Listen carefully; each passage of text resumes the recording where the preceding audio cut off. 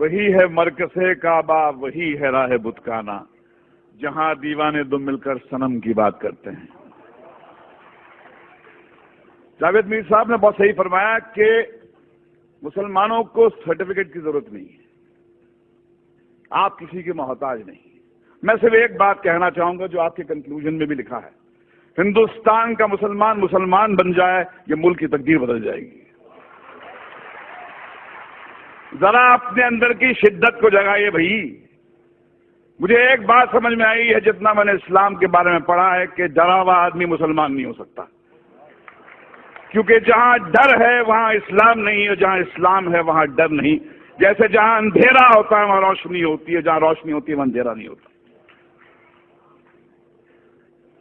ایک حدیث مجھے ہمارے دوست محمود مدنی صاحب نے لکھوائی تھی جو میرے کمپیوٹر پہ ہے، انصر اخاک ظالمن او مظلوما، مدد کر، اپنے بھائی کی مدد کر، مظلوم ہو تو مدد کر، ظالم ہو تو مدد کر۔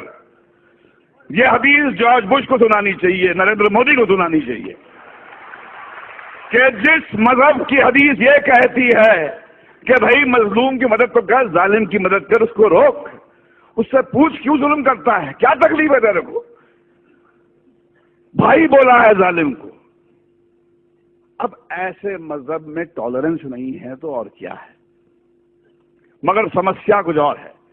آپ اندھوں کے ملک میں، اندھوں کی دنیا میں آئینہ بیچنے نکلے ہیں۔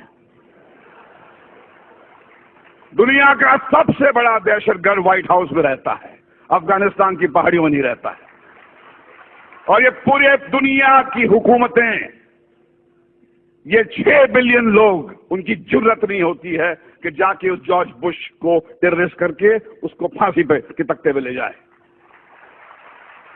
میں اوسامہ بن لادن کے خون کے کھیل کو نہیں معاف کروں گا، بشرطے آپ جارج بش کو بھی اسی طرح ٹریٹ کریں۔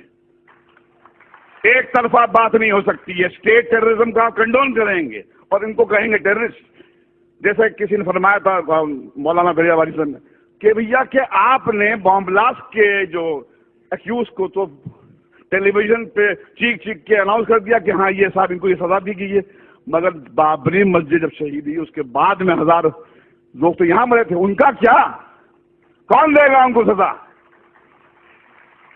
کہاں جا کے گڑ گڑائیں، کس سے بھیک مانگیں؟ آج تو ہماری یہاں پر سرکار این سی پی اور کانگریس کی ہے۔ کیا ہوا شری کرشن کمیشن رپورٹ کا؟ جو سماج انصاف نہیں دے سکتا وہ ٹیررزم سے مکت نہیں ہو سکتا۔ اگر آپ کو ٹیررزم سے مکت ہونا ہے تو انصاف دینا پڑے گا آپ کو،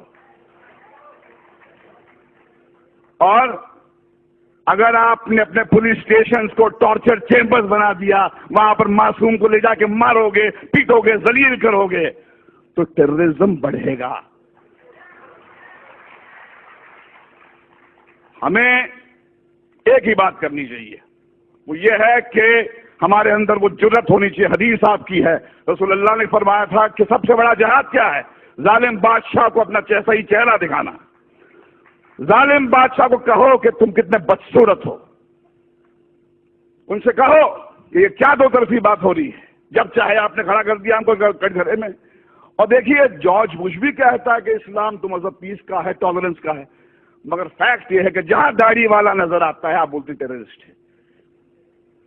یہ لڑائی اس سیمینار سے ختم نہیں ہونے والی ہے، یہ بہت لمبی لڑائی ہے، وہ دور آ گیا ہے۔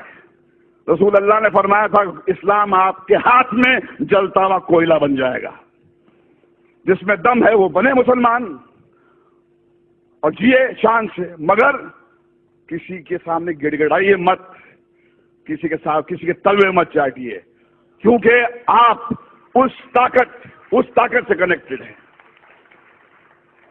یہ ملک آپ کا ہے، اس میں آپ کے پرکھوں کا خون ہے، جو آپ کو کہتا ہے، آپ کو نیچا دکھاتا ہے، اس کو بولو باہر نکل یہاں سے، یہ آپ کا ملک ہے،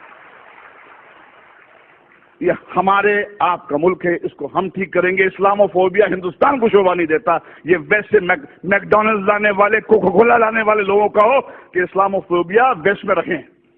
ہندوستان جو ہے ایسا ملک ہے میں اپنے داڑھی والے بھائیوں کے ساتھ محفوظ محسوس کرتا ہوں، ڈرتا نہیں ہوں میں. جب میں مسلمان بھائی کے ساتھ میں ہوتا ہوں مجھے لگتا ہے کہ یہ بچائے گا مجھے. چلیے مل کر آج قسم کھائیں کہ ہندوستان کے مسلمان میں وہ جذبہ جگائے جو اسلام ہے. یہ اسلام آپ کی جاگیر ہے، میری جاگیر ہے.